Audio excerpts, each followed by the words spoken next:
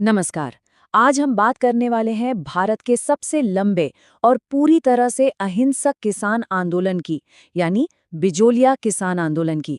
ये कहानी है जबरदस्त जुल्म के खिलाफ किसानों की हिम्मत, एकता और सब्र की एक ऐसी मिसाल जो आज भी हमें बहुत कुछ सिखाती है। ये कोई छोटा मोटा धरना या प्रदर्शन नहीं था। ये संघर्ष एक दो साल नहीं बल्कि पूरे 44 साल तक चला था। जरा सोचिए, लगभग आधी सदी तक लोगों ने अपने हक के लिए बिना कोई हथियार उठाए लड़ाई लड़ी। लेकिन सवाल ये है कि आखिर इस 44 साल लंबे संघर्ष की वजह क्या थी? तो वजह थी ये नंबर 84। जी हाँ, किसानों से 84 अलग अलग तरह के टैक्स वसूले जाते थे। ये सिर्फ टैक्स नहीं थे, ये तो सरासर शोषण था। अब अंदाजा लगाइए कि ये टैक्स कितने अजीब और अन्याय से भरे थे। लाटा कूटा कर का मतलब था कि खेत में फसल खड़ी है और उस पर ही टैक्स लग गया। चौवरी कर, यानी कोई किसान अपनी बेटी की शादी करे तो भी टैक्स देना पड़ता था। और तो और तलवार बंधाई कर और बिना पैसे के जबरदस्ती काम, यानी बेगार ने तो किसानों की कमर ही तोड़कर रख दी थी। तो ये थी वो अन्याय की आग जो लोगों के दिलों में धीरे धीरे सुलग रही थी। चलिए अब देखते हैं कि इस आग ने एक बड़े विद्रोह का रूप कैसे लिया। इस कहानी की शुरुआत होती है साल 1897 से। जगह थी मेवाड़ का बिजौलिया ठिकाना और वहां का एक गांव गिरधारीपुरा। यहीं से भारत के सबसे लंबे किसान आंदोलन की पहली चिंगारी भड़की थी। तो हुआ ये कि साधु सीताराम दास के नेतृत्व में आंदोलन शुरू तो हुआ, लेकिन किसानों को कोई राहत नहीं मिली, बल्कि उन पर बोझ और बढ़ गया। 1903 में चवरी कर लगा दिया गया और 1906 में तलवार बंधाई कर भी। मतलब जितना जुल्म बढ़ता गया उतना ही लोगों का इरादा भी मजबूत होता गया। और इस आंदोलन की सबसे खास बात ये थी कि इसकी शुरुआत किसी बड़े राष्ट्रीय नेता ने नहीं की थी। ये जमीन से जुड़ा आंदोलन था।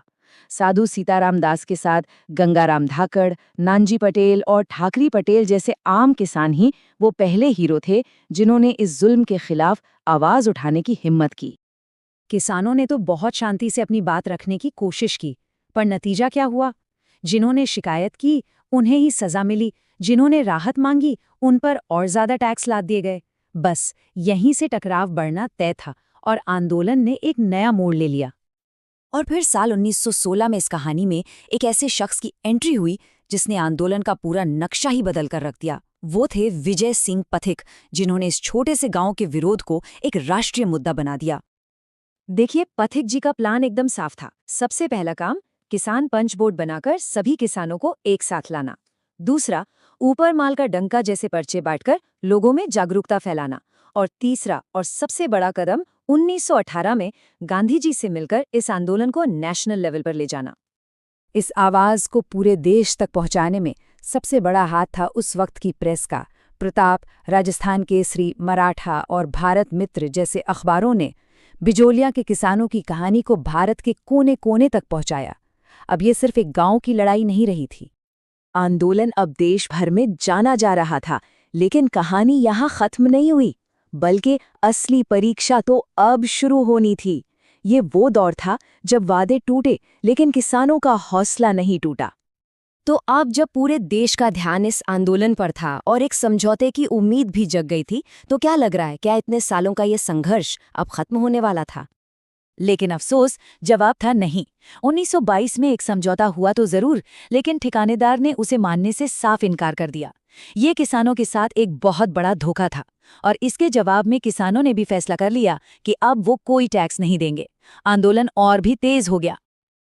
देखिए, इतने लंबे आंदोलन की ताकत थी इसका लगातार चलता हुआ नेतृत्व। जो मशाल 1897 में साधु सीताराम दास ने जलाई थी, उसे 1916 में विजय सिंह पथिक ने और बुलंद किया। और 1927 में जब वो अलग हुए तो माणिक्य लाल वर्मा जैसे नेताओं ने इस मशाल को बुझने नहीं दिया।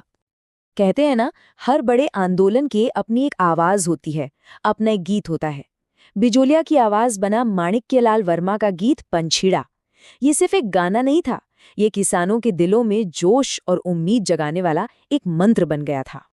तो 44 साल के इस लंबे सफर के बाद अब वक्त आ गया था कहानी के आखिरी और सबसे अहम पड़ाव का। वो पड़ाव जहां इस ऐतिहासिक संघर्ष को आखिरकार अपनी मंजिल मिलनी थी। और फिर वो साल आया 1941। 44 लंबे सालों का इंतजार खत्म हुआ। मेवाड़ के प्रधानमंत्री सर राघवाचारी और किसानों के बीच एक आखिरी समझौता हुआ, और इस बार ये समझौता कामयाब रहा। और जीत भी कोई छोटी मोटी नहीं थी। किसानों की सारी मांगें मान ली गईं। वो सभी 84 अन्यायपूर्ण टैक्स खत्म कर दिए गए। और इस तरह भारत के इतिहास का सबसे लंबा अहिंसक किसान आंदोलन शांति के साथ अपने लक्ष्य पर पहुंच गया। तो आखिर में बिजोलिया की विरासत क्या है? ये सिर्फ एक विद्रोह की कहानी नहीं है। ये इस बात का एक जीता जागता सबूत है कि अगर एकता, सब्र और अहिंसा का रास्ता अपनाया जाए तो सबसे बड़ी लड़ाई भी जीती जा सकती है। और आखिर में एक सवाल हम सबके लिए। आज की इस तेज रफ्तार दुनिया में जहां हम सबको हर चीज तुरंत चाहिए, बिजोलिया का ये 44 साल लंबा अहिंसक संघर्ष हमें धैर्य और अपनी बात पर टिके रहने के बारे में क्या सिखाता है? इस पर सोचिएगा जरूर।